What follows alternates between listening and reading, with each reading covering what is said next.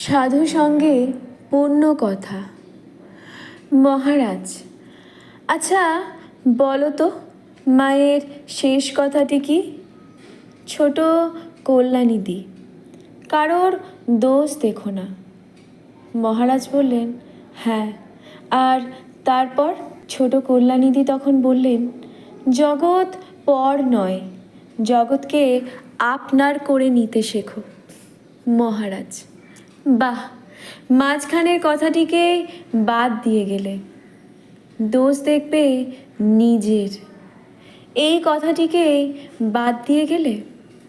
মা যে শুধু এই উপদেশটি দিয়ে গেছেন তাই নয়, নিজে তা করেও দেখিয়ে দিয়ে গেছেন।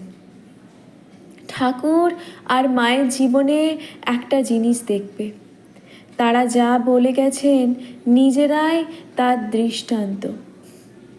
বাহ্যিক পুজো টুজো এইগুলোর একটা মানে আছে, মনকে তার দিকে একাগ্র করা।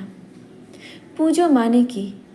প্রথমে ভেতরে দেবতাকে জাগ্রত করে তারপরে তাকেই তো বাইরে নিয়ে এসে পুজো করা। সব থেকে উঁচু ধাপ হলো ধ্যান। ভালোবাসা যত গভীর হবে, ধ্যান ততই গভীর হবে। ভালোবাসা না এলে ধ্যান হয় না। তাকে জড়িয়ে ধরতে হবে, আঁকড়ে ধরতে হবে। কাঁচা আমিটা কিছুতেই যেতে চায় না।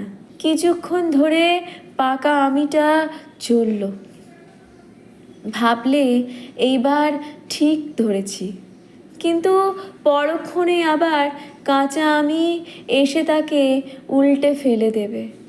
কর্মকে পথের অন্তরায় বলে। এক মুহূর্তের জন্য ভাববে না।